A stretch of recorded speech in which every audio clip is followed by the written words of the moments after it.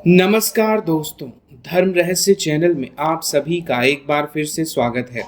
आज के कुछ प्रश्न बहुत ही ज़्यादा ऐसे संदर्भित किए गए हैं जिससे सनातन धर्म के प्रति आस्था रखने वालों को चोट पहुंचे और कई विधर्मी लोगों ने इस तरह के प्रश्नों को उठाया था, जिसको कि एक साधक ने मुझे भेजा है और कहा है इन प्रश्नों के उत्तर आप दीजिए ताकि उन सभी को समुचित जवाब दिया जा सके और जनता के बीच में जो भ्रांतियां फैली हैं उसको भी हटाया जा सके कि सनातन धर्म में ऐसी गड़बड़ियां क्यों होती हैं। तो पहले हम प्रश्नों को जान लेते हैं। प्रश्न इस प्रकार से हैं कि आखिर रावण को क्यों जलाते हो?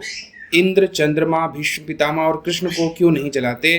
क्योंकि रावण ने तो केवल एक स्त्री का हरण किया था, इंद्र ने बलात्कार किया, चंद्रमा ने भी अपने गुरु की पत्नी का बलात्कार किया, भीष्म पितामह ने अंबिका अंबालिका का अपहरण किया और उनके साथ गलत काम किया, कृष्ण ने भी कई सारी स्त्रियों के साथ ऐसा किया था। इसी तरह अगला प्रश्न पूछा है कि राधा तो कृष्ण की मामी थी, फिर उनसे उनका प्रेम प्रसंग क्यों किया गया? क्या देवता ऐसे होते हैं? मनोकामना पूरी करने वाले देवता नजर नहीं आते हैं, जैसे कि हनुमान जी इत्यादि?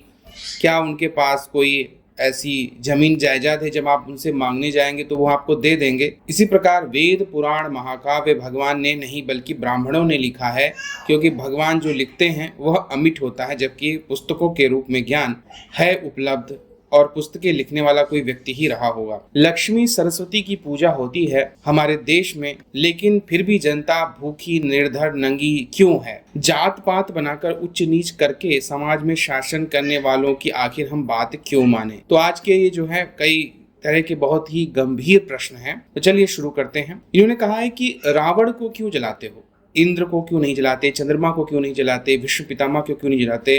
भगवान कृष्ण को क्यों नहीं जलाते हो? तो देखिए, सबसे पहले तो हम दो चीजों में समझेंगे कि जो देवता हैं उनका जो अर्थ है, जो वो परिभाषा दी गई है, जो कहानी के माध्यम से ज्ञान दिया जाता है, वह केवल गुरुओं तक सीमित रहता है और साधारण जनता केवल कहानी का ही आनंद ले पाती है। और आजकल के कथाकार भी लोग गहराई में जब तक आध्यात्मिक ज्ञान को प्राप्त नहीं करेंगे, कठिन साधनाएं नहीं करेंगे, तो ऐसे गोपनीय ज्ञान को वो जनता तक नहीं ले जा पाते हैं, सिर्फ कहानी को ही सुना करके छोड़ देते हैं और जनता भी ऐसे प्रश्नों में फिर फंस जाती है। तो सबसे पहले तो हमारे पास दो तरह के कैरेक्टर हैं, एक है जो देवी और देवता हैं और दूसरे हैं मनुष्य। तो मनुष्यों का जवाब भौतिक जीवन के आधार पर देते हैं और देवी देवताओं का जो चरित्र चित्रण है वो कहानी या कथाओं के रूप में है, वो आध्यात्मिक ज्ञान की दृष्टि से दिया गया था ऋषि मुनियों द्वारा। लेकिन जब वेदों के रूप में ज्ञान दिया गया तो उस ज्ञान को जनता समझ नहीं पाई, तो उस चीज को सरल करने के लिए पुराणों की रचना की गई। पुराणों में वही ज्ञान कहानियों के माध्यम से दिया गया ताकि जनता वह चीज समझ पाए, लेकिन जनता भी कहानियों में ही पूरी तरह से लिप्त रह गई और वास्तविक ज्ञान जो कि दिया जाना चाहिए था वो नहीं दिया जा सका। इसीलिए ऐसे प्रश्न आज उठते हैं। तो उन्होंने पूछा कि रावण को क्यों जलाते हो? इंद्र, चंद्रमा, विष्णु पितामह और कृष्ण को जलाओ। तो देखिए, रावण को इसलिए जलाते हैं क्योंकि रावण जो था उसे कोई दंडित नहीं कर पाया। आप देखते हैं कि रावण ने कई स्त्रियों के साथ बुरे कर्म किए, कई लोगों के साथ बुरे कर्म किए, लेकिन वो इतना अधिक शक्तिशाली था कि उसे हराना या उसे दंडित करना संभव नहीं था। इसीलिए भगवान राम के रूप में अवतार लेते हैं और उसका वध करते हैं। इसीलिए उसको जलाया जाता है ताकि वह अपराजित ना रहे, क्योंकि वह न सिर्फ बहुत ज्यादा विद्वान था, शक्तिशाली था, इसलिए उसे दंडित करने के लिए उसने स्वयं जो ग्रह व्यक्तियों को दंडित कर देते हैं उन ग्रहों को भी उसने अपने यहाँ बांध रखा था तंत्र के माध्यम से। और रही बात इंद्र की, तो इंद्र भी दंडित हुए जब उन्होंने अहिल्या का जो है सतीत्व तोड़ा, उनको श्राप मिला था। चंद्रमा भी दंडित हुए, उन्हें क्षय होने का श्राप आप जानते ही मिला हुआ है। भीष्म पितामह भी दंडित हुए क्योंकि वह केवल अपने सिंहासन के रक्षक के रूप में ही गलत कार्यों को देखते हुए भी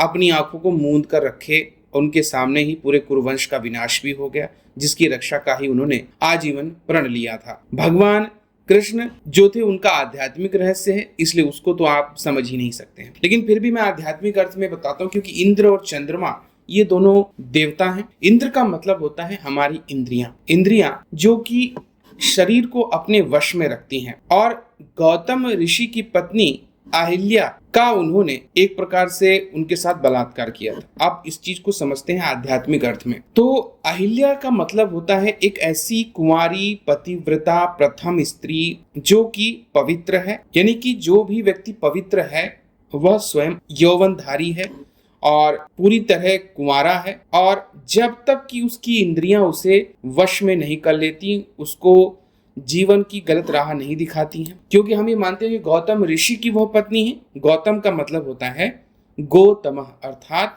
जो ज्ञान अंधकार से प्रकाश की ओर लेकर जाए, अर्थात आध्यात्मिक ज्ञान, वही गौतम है। और गौतम को जो धारण करता है, अर्थात जो भी अंधकार से प्रकाश की ओर जाता है, तो उसकी शक्ति जो होती है उसके कारण व्यक्ति सदैव अजर, अमर, यौवन युक्त, शक्ति से भरपूर, ज्ञान से भरपूर बना रहता है। तो प्रतीकात्मक अर्थ में गौतम जो है वह अंधकार से प्रकाश की ओर ले जाने वाला ज्ञान है, और उनकी जो पत्नी अहिल्या है उसी के कारण व्यक्ति का व्यक्तित्व शुद्ध है, पवित्र है, प्रथम है, और सदैव नव यौवक बना रहना। क्योंकि देवी देवता हमेशा नव यौवन को ही धारण करते हैं, कभी वो बूढ़े नहीं होते, क्योंकि वो ज्ञान उनके पास है, वो आध्यात्मिक ऊर्जा और तप उनके पास मौजूद है।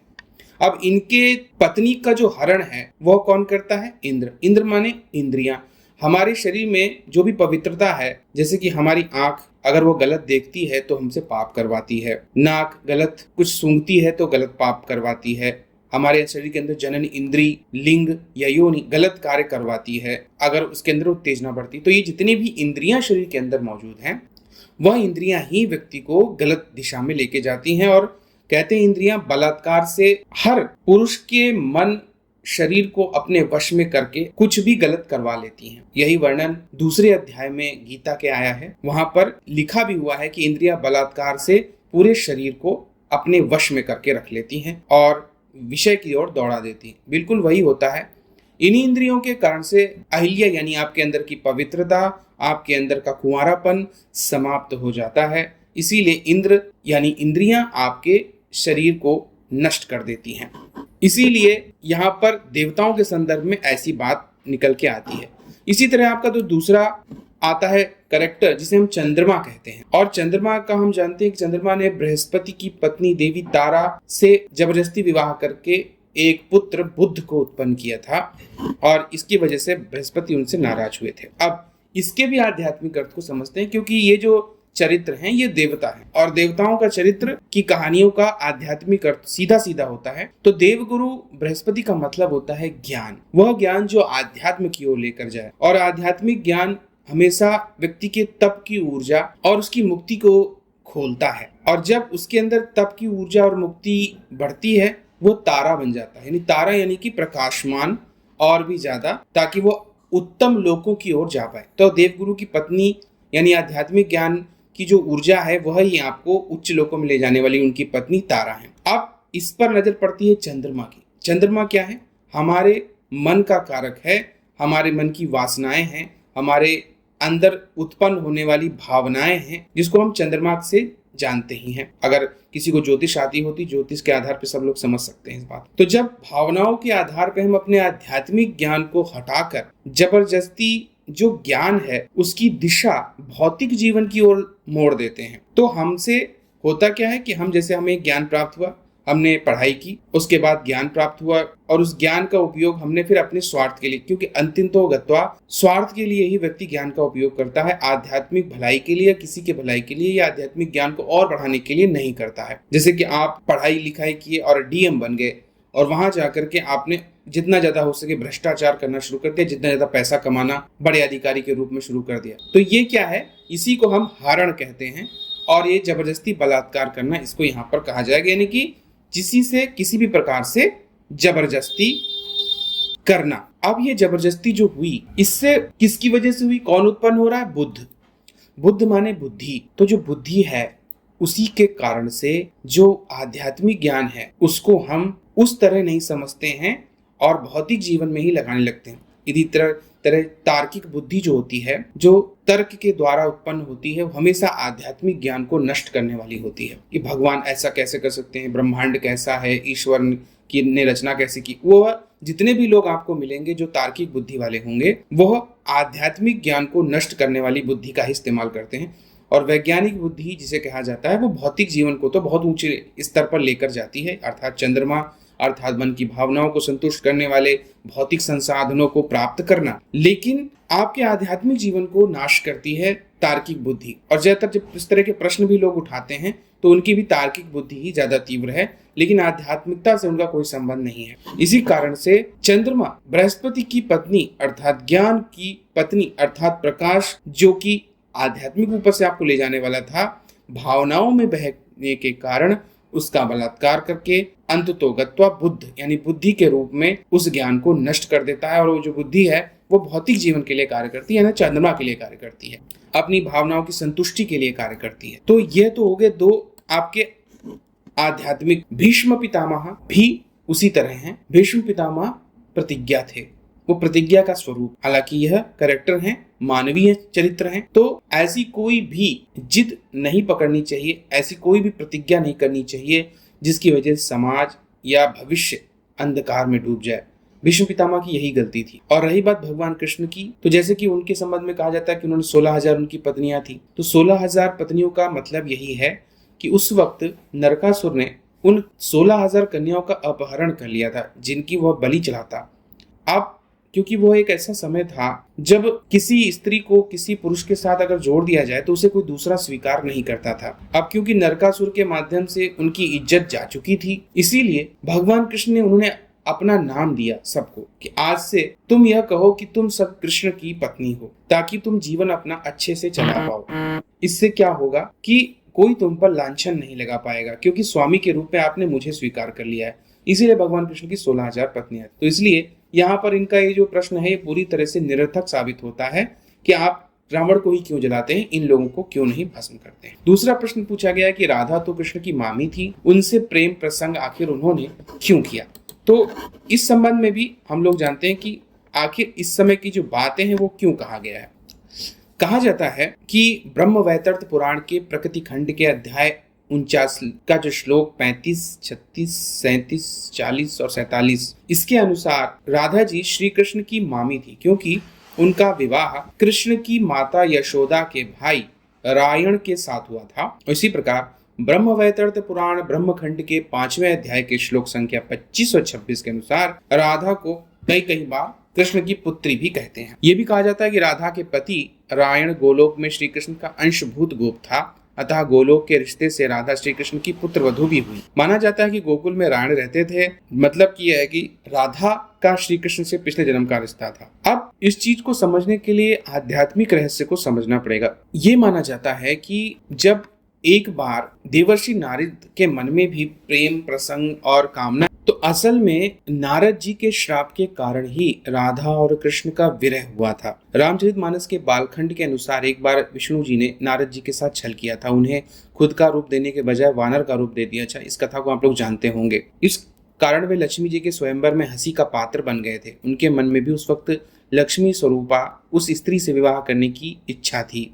नारद जी को जब इस छल का पता चला तो वो कैकुंठ लोक पहुंचे और भगवान को बहुत बुरा भला कहे थे, और तब उन्होंने उन्हें श्राप दिया था कि उन्हें पत्नी का वियोग सहन करना होगा। और इस श्राप की वजह से भगवान राम ने भी सीता का वियोग सहन किया और कृष्ण अवतार में देवी राधा के साथ भगवान कृष्ण का भी विरह हुआ था।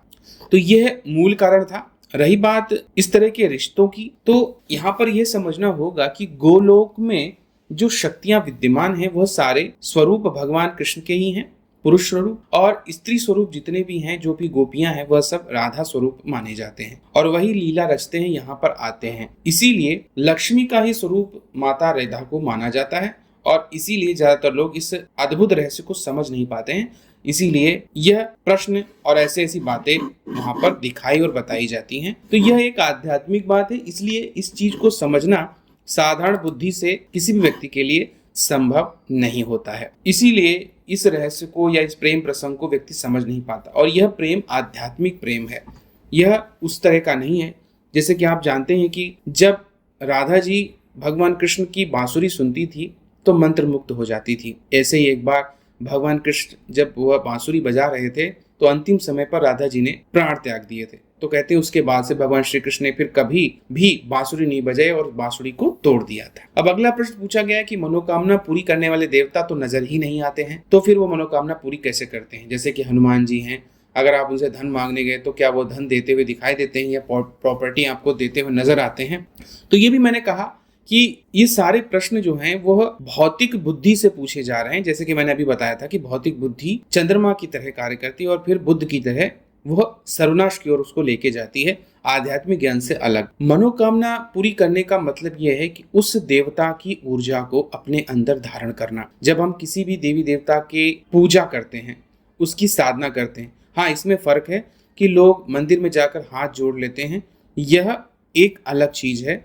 लेकिन हमारे आध्यात्मिक मार्ग में मंत्र योग मात्र में हम ये कहते हैं कि हम उस देवता के मंत्र के माध्यम से उसकी मंत्र की ऊर्जा को प्राप्त करते हैं। अब जिस भी तत्व को हम पुकारते हैं, उस तत्व की ऊर्जा जो ब्रह्मांड में चारों तरफ विचरण कर रही है, हजारों लोगों ने जो उसके मंत्रों का जाप किया है, वह ऊर्जा और उन सभी शक्तियों की ऊर्जा सम्मिलित होकर उस पुरुष या स्त्री में आने लगती है। और जब वह ऊर्जा उसके अंदर आने लगती है तो उसकी बुद्धि सबसे पहले बढ़ती है। इससे उसके ज्ञान का मार्ग खुलता है। जब वो कोई काम करता है तो फिर उस काम को करने का तरीका ही उसका बदल जाता है। इसी आध्यात्मिक ज्ञान और बुद्धि के बढ़ने के कारण उसकी समस्त मनोकामनाएं खुद ही खुद पूरी होने लगती हैं।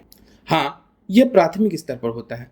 सिद्धि में हम तीसरे स्तर पर जल्दी नहीं पहुंच पाते। तीसरा स्तर होता है उस शक्ति का साक्षात सामने आ जाना, और यह तब होता है जब भीषण तपस्या होती है। तब वह ऊर्जा स्वयं साकार स्वरूप धारण करके आपके सामने आ जाती है और वह सिद्धि होती है, और उस सिद्धि के माध्यम से फिर कोई भी इच्छा पूरी की जा सकती है। इसलिए इस चीज को भी बुद्धि की नजर से जो लोग देखते हैं, उन्हें यह बात कभी भी समझ में नहीं आने वाली है। यह केवल जो व्यक्ति करेगा वही समझ सकता है, उसी के अंदर ये बुद्धि जागृत होगी, वही उस ज्ञान को ले पाएगा। लेकिन देखने भर मात्र से और बुद्धि की नजरों से उस ज्ञान को समझने से आप केवल उसका अर्थ का अनर्थ ही कर सकते हैं। इसी तरह अगला प्रश्न पूछा गया है, वेद, पुराण, महाकाव्य भगवान ने नहीं ब्राह्मणों ने लिखा है, तो इसको हम क्यों माने? तो रही बात ज्ञान की, तो देखिए जो भी चीज हम इस बात पर चर्चा नहीं करते हैं कि भगवान ने दिया तो कैसे दिया, ब्राह्मणों ने लिखा तो कैसे लिखा। हम इस बात पर चर्चा करते हैं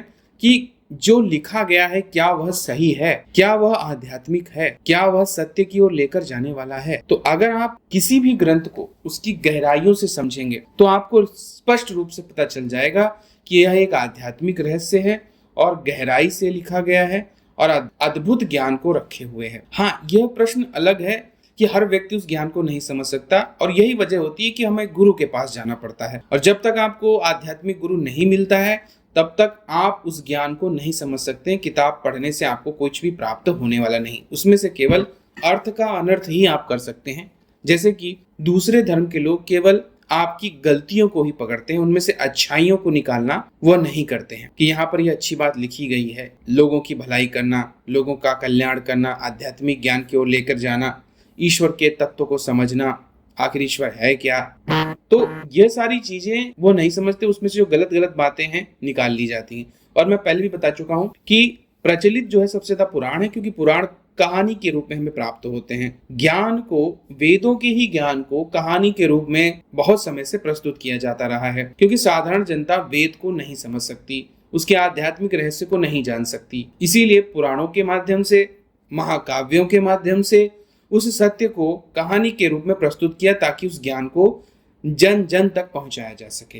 तो इस ज्ञान को समझने के लिए अगर आपकी समझ में नहीं आता है तो अवश्य ही गुरु की शरण में जाना चाहिए, और गुरु आपको फिर उसका आध्यात्मिक रहस्य भी बताएगा। अब अगला प्रश्न पूछा गया है कि लक्ष्मी सरस्वती की पूजा होती है, फिर जनता भूखी, निर्धन, नंगी, गरीब क्यों है? तो देखिए, मैंने पहले भी बताया कि हर एक चीज का आध्यात्मिक रहस्य है। लक्ष्मी का मतलब क्या है? लक्ष्मी का मतलब है धन, हमारी संस्कृति, हमारा जो दैनिक दिनचर्या है जिसको व्यवस्थित तरीके से करना होता। कहते हैं अन्न, धन, रुपया, पैसा, रोटी कमाना, व्यवहार करना, लोगों के साथ मिलना जुलना, व्यक्ति का विशिष्ट रूप से अच्छा व्यवहार दिखाना, कपड़े पहनने के अच्छे तरीके, बात करने का अच्छा तरीका, ज्ञान को प्रस्तुत करने का विशिष्ट तरीका, ये सब कुछ लक्ष्मी है। और लक्ष्मी की जब हम पूजा करते हैं तो मूल उद्देश्य यही होता है कि आध्यात्मिक रूप से हम जान पाए कि किसी भी चीज को करने का एक विशिष्ट लक्ष्य लेकर किया गया तरीका क्या है, क्योंकि जब लक्ष्य को हम